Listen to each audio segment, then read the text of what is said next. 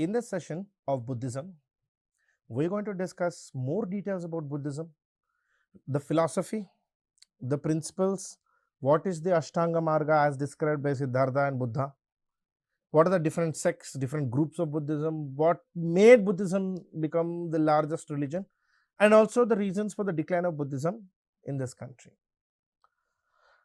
Buddhism, Siddhartha, if you remember, at the age of 29 when he left the household, for 6 years he was actually traveling as a wandering monk. During that period, Allara Kalama and Uddaka Ramputta were actually the gurus of Siddhartha. For 45 years, he was roaming as a wandering monk and wandering teacher. After his salvation, after his enlightenment, Buddha was also the first, and Buddha himself created the first Sangha. That is why the sequence is Buddha, Sangha, Dharma. Siddhartha became Buddha in Bodh Gaya. Then he formed Sangha, which eventually went to UP, Sarnath. And from there, he gave the first sermon, which is the Dhamma. So, Buddha, Sangha, Dhamma.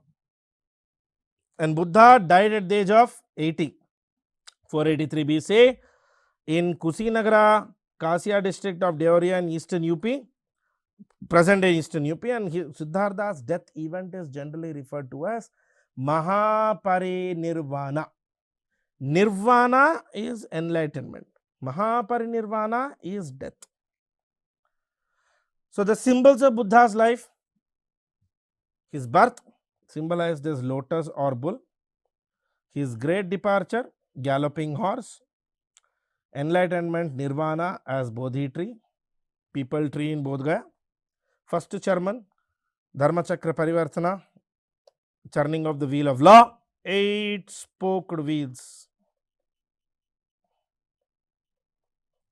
These are basically 8 principles which Buddha gave. And Buddha's death, parinirvana or stupa. What are the important doctrines of Buddhism, or what Buddha said? See, Buddha, as I have already told multiple times, he was actually a practical reformer. Buddha tried to solve the problems of the day rather than talking about metaphysics and universe and purpose of life and world and earth and astronomy. None of this. Buddha was a practical reformer. He never got involved into the fruitless controversies about Atma, Paramatma, Brahma. See, Buddha's logic was, you want salvation, you want nirvana, you have to do it yourself. You may believe in Atma, you may not believe in Atma, it doesn't matter. Buddha tried to solve the worldly problems. For him, karma was the main force that drives samsara. And samsara, according to Buddha, is the continuous cycle of birth and death and birth and death. So, Buddha believed in karma, good results. Single point in Buddha's life, and Buddha never talked about things on which he himself did not have control, like God and all those things. So, the 4 noble truths which I said Buddha said was sorrow, dukkha, dukkha samudaya, the cause of sorrow; dukkha nirodha, one can always prevent sorrow; dukkha nirodhagami pratipada marga, that is the 8-fold path. He suggested people to follow the 8-fold path, which was essential for one to end their sorrows. The 4 noble truths. These 4 noble truths are sometimes also referred to as Arya Satya or Buddha Satya. It is also called Buddha Satya or Buddha Dhamma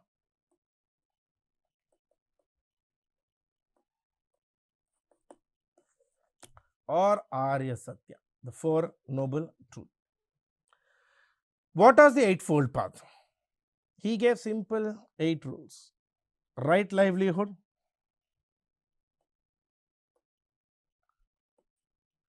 right attitude or right effort, right mindfulness, right concentration, right understanding, right thoughts, right speech, and right conduct. So, thought, conduct, speech, understanding, concentration, thought, conduct, speech, understanding, concentration, focus, effort, living. This was basically Buddha's 8 principles: living, effort, focus, concentration, living, effort, focus, concentration, understanding, thought, speech, conduct. Strictly. Eightfold path. And Buddha said, follow this eightfold path and you will get salvation. At the same time, the central core theory of Buddha's philosophy is Madhyama Marga.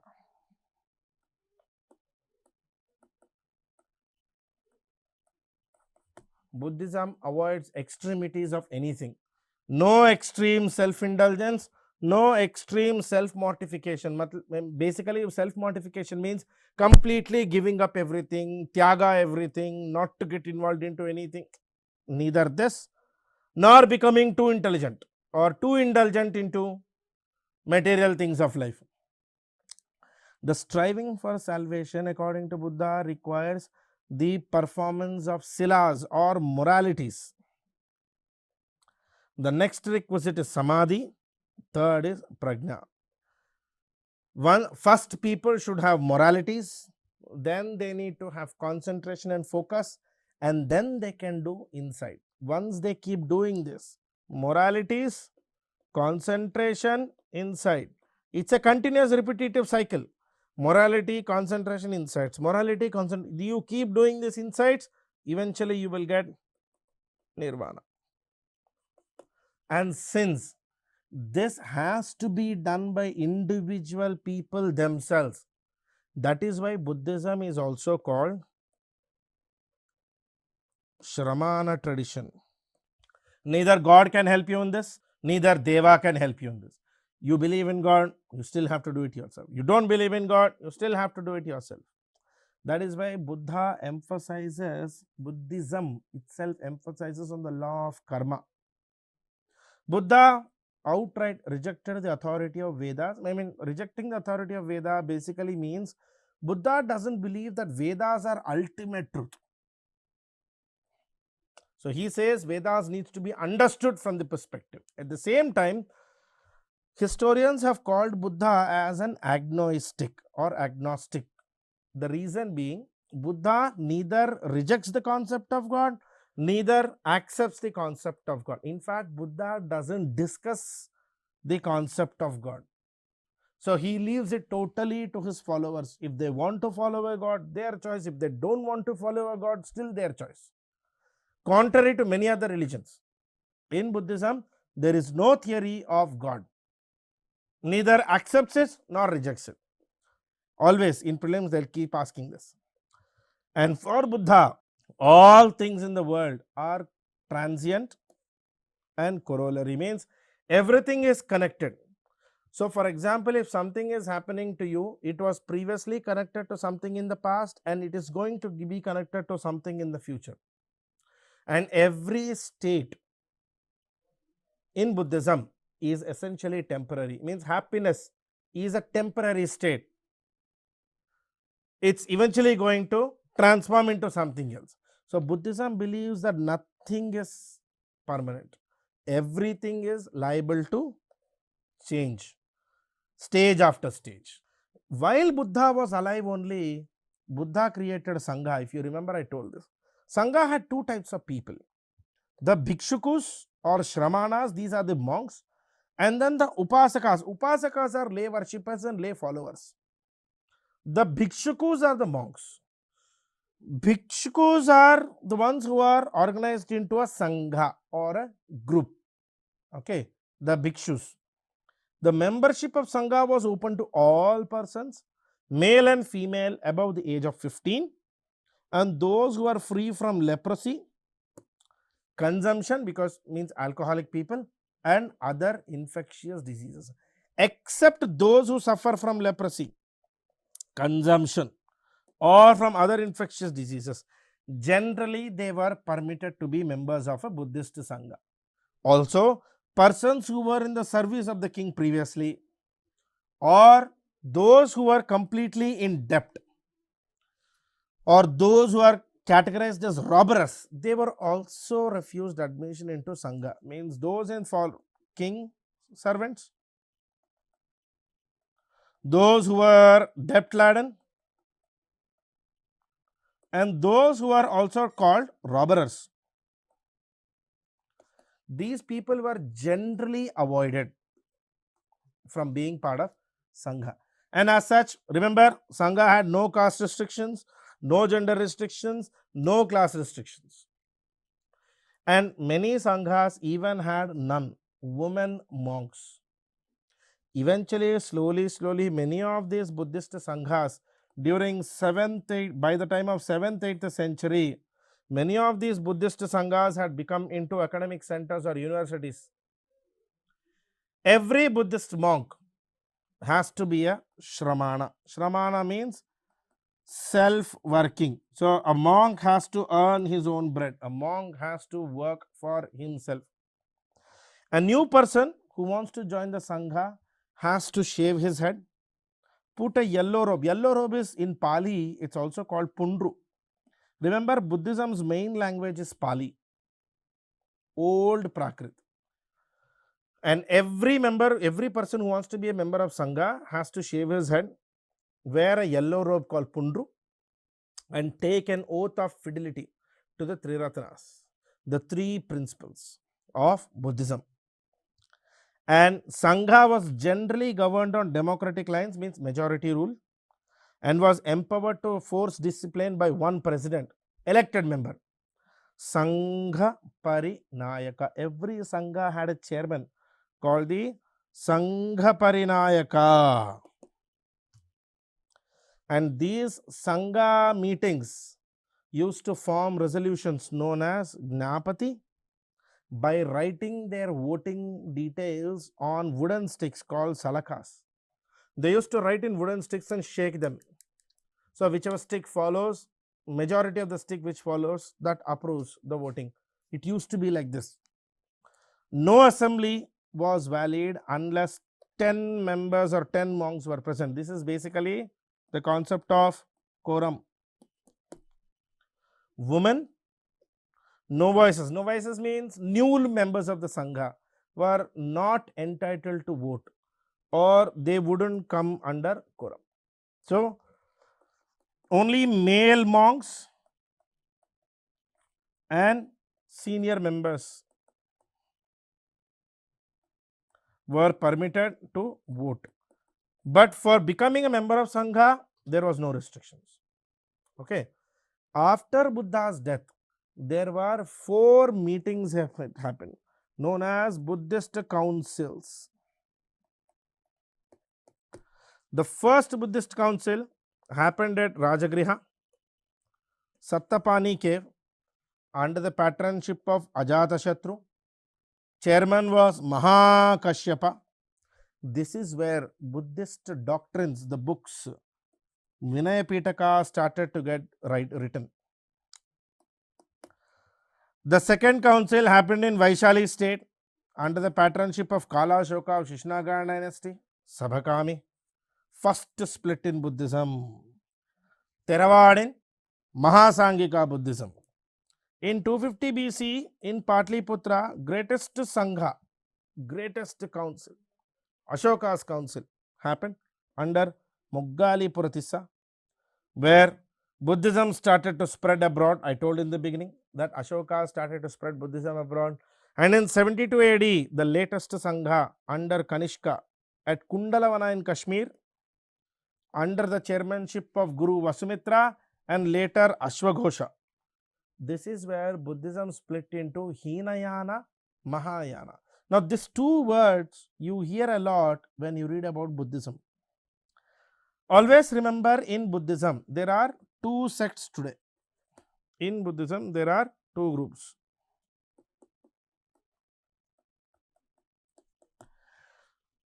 Sect basically means, like in Hinduism, we have Vaishnavism, Shaivism, Shaktism, Samarthism, just like that.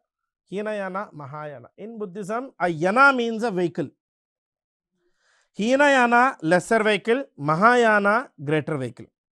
Now just imagine this like this. Hinayana is a lesser vehicle. It's like a car.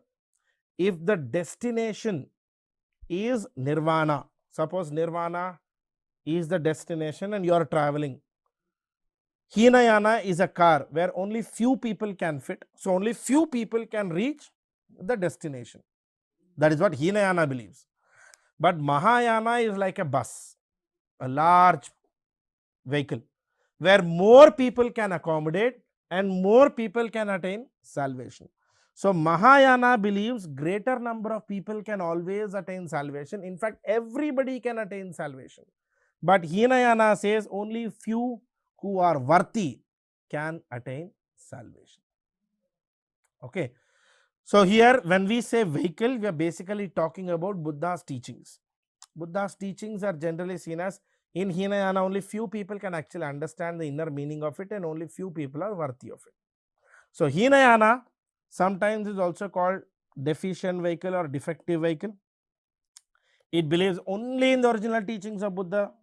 They do not believe in idol worship.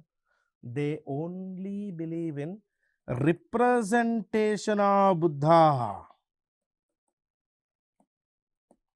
Remember that bull, lotus, galloping horse, stupa, those images. Exactly. Theravada is a Hinayana group, doctrine of elders. It is believed that Ashoka patronized Theravada Buddhism, a sort of Hinayana Buddhism, and Pali, the language of the masses during that period, was mainly used by Hinayana scholars and Hinayana followers. Mahayana, on the other side, believes in idol worship of Buddha, generally called deification. Deification means praying Buddha as if Buddha is God. Here, anybody can become Buddha by following the path of Buddha.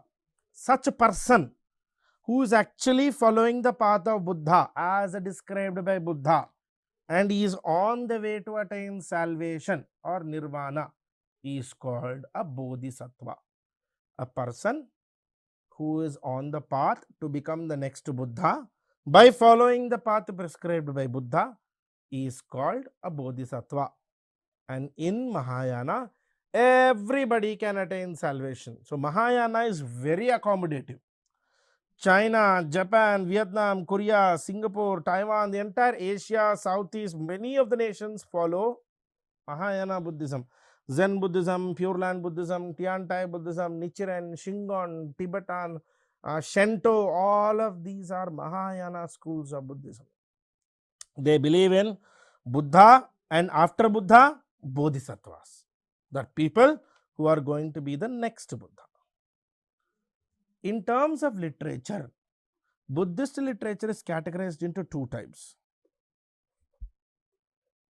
canonical and non-canonical. This is a word which you will listen a lot. Canonical basically means those books which must be read and must be understood as they are. You are not supposed to reinterpret them. Canonical books are something like Vedas in Hinduism. Main canonical literature of Buddhism is Vinaya Pitaka, Sutta Pitaka, Abhidhamma Pitaka, the Tripitakas. These are written, you are supposed to follow. Remember, all Buddhist literature, canonical, non-canonical, majority of them is written in Pali. Buddhism was actually spread in the language of Pali. Vinaya Pitaka is actually a book which gives rules for monks.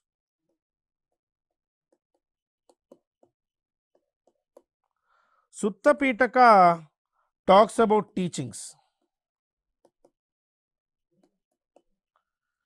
Sutta Pitaka talks about the teachings of Buddha. Vinaya Pitaka talks about the rules for the monks. Abhidhamma Pitaka gives us the details of Buddha's philosophy. The philosophy and the doctrine of Buddha is mentioned in Abhidhamma-pitaka. The Tripitakas must be read as it is.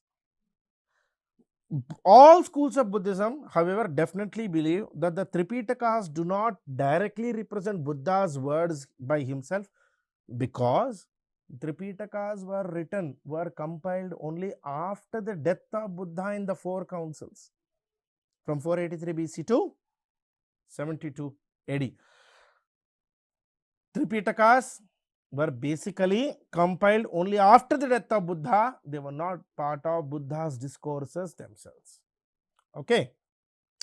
As that, Vinaya Pitaka, numerous rules for the conduct of order, sanghas. Sutta Pitaka, small and long discussions given by Buddha himself. Abhidhamma Pitaka, which talks about Buddha's philosophy and metaphysics. There are numerous non-canonical books. Non-canonical books are those which are non-religious. Even if they are religious, they are subject to interpretation. In Hinduism, an equivalent of non-canonical book is Ramayana Mahabharata. Milindapano, where Greek king Menander embraced Buddhism under the monk Nagasena. Mahavatsu, which talks about Mahasangika sect of Buddhism. 𝗧𝗦𝗔𝗧, an anonymous biography of Buddha written in the Gatha or old Prakrit language. And 𝗂𝗶𝗺𝗺𝗀, which actually dates to approximately 4th century AD. 𝗧𝗦𝗔𝗧, an anonymous biography of Buddha written in old Sanskritized Prakrit, okay, called the Gatha style of Prakrit. And 𝗂𝗶𝗺𝗺𝗀, one of the oldest historical records of Sri Lanka. Oldest historical records of Sri Lanka. Okay. Now, how did Buddhism expand and develop? Ashoka is one king who can be given the maximum credit for not only spreading Buddhism but also taking great efforts to spreading Buddhism outside its land of origin. For example, spreading the Buddha Dharma. In fact, Ashoka sent missionaries not only to South India but also to Sri Lanka, Burma and other countries. Ashoka sent his 2 children, Mahendra and Sanghamitra, to Sri Lanka to spread Buddhism. Greeks and Kushanas also embraced Buddhism. For example, Greek king Kanishka took great efforts to develop Mahayana Buddhism.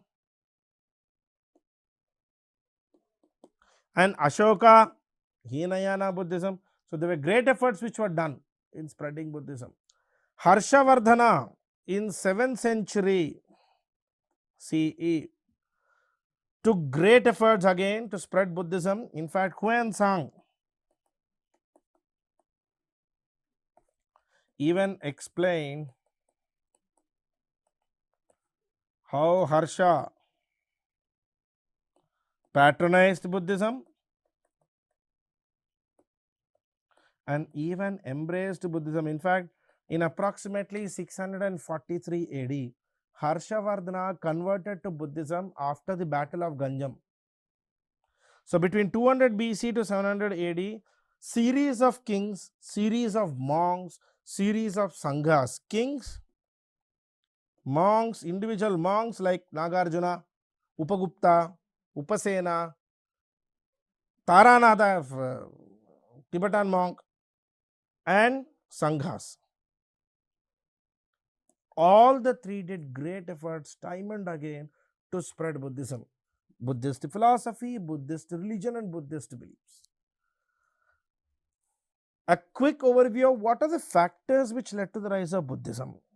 See, influence of time. Buddhism actually came at a time when people were extremely frustrated with Vedic ritualism. Vedic rules, Vedic structures, Vedic timing. People were just frustrated with it. So Buddhism seemed to be the best solution without deviating too much and not need to following too much of new religion. And Buddhism had very simple doctrines. There was no metaphysics, no talking about gods and atmas and paramatmas. Buddhism was quite understandable. It was firstly explained in Pali, which was actually the language of the common people, because Sanskrit was the language of the elite. Pali was what majority spoke. It was easy to understand. And as a language also, Buddhism kept it quite simple. It never got into metaphysical stuff, more complicated stuff. And Buddha himself as a personality is a great contributor to Buddhism, because I told you he was a practicalist. He only tried to solve those problems which were understandable to the common people and solvable in the first place. So Buddha's logic of not getting into discussions about God and Atma and Paramatma is, these were intangible entities. These were things which can't be actually physically be solved or physically be explained. So Buddhism never got into it, and Buddha never got into it. Buddhism was very inexpensive. No rituals, no temples, no restrictions. And Buddhism as such had no casteism, no classism. Strictly egalitarian. Time and again, Buddha received extensive patronage. Ashoka, Kushanas, Indo-Greeks, Menander, etc. Rudraraman, post-Ashoka kings, Guptas, even Samudragupta, Kumaragupta, who ended up constructing, creating Nalanda University, greatest Buddhist university. All the way till 700 AD, including Harsha, everybody supported Buddhism. And then universities like Nalanda, Vikramshila, Somarupa, Odantapuri, all these universities played great centers of learning, not just for Indian monks but also monks across the world. These universities were supported by some of the greatest Buddhist monks and Buddhist sanghas. And the 4 councils which happened, they also helped in the rise of Buddhism. They took the responsibility of compiling Buddhist philosophy into physical books, the Tripitakas. And absence of strong rivals. In fact, the only other religious option to the people who were trying to get away from Vedic rigidity was Jainism. Jainism, compared to Buddhism, was very complicated and equally as rigid as Hinduism of that period, the later Vedic Hinduism. So Buddhism never really had any rival. At the same time, one has to understand that Buddhism eventually declined in India. Primary reasons were, see, many of the Buddhist sanghas by 8th and 9th century had become corrupt, had become institutions of classism, the same classism which Buddhism actually rejected. And bhakti reform in Hinduism actually solved a lot of problems of later Vedic rigidity, and bhakti reform helped in growing Hinduism. So there was no necessity for people to go into Buddhism, because Hinduism also began to embrace the same concept of equality of people. Division among Buddhists was one of the reasons for cause of Buddhism's decline. Mahayana, Hinayana, Theravada, Mahasangika, there were Madhyamika, there were like numerous divisions, subdivisions, subdivisions, there are splits, but continuously this kept on happening. And the very core of Buddhism was Pali, which was people's language. But by 3rd, 4th century AD, Buddhism was following Sanskrit. Now, Sanskrit is an elitist language.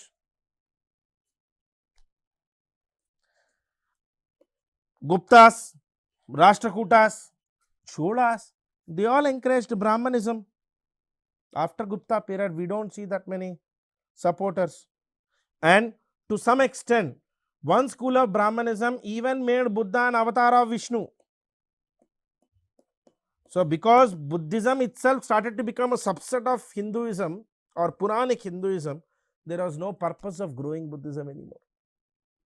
Many of the Hindu preachers like Shankaracharya, Madhavacharya did this. This logic of Buddha worship, creating idols of Buddha and doing puja for idols, it made no sense. And finally, Huna invasions, emergence of Rajputs and Islamic invasions.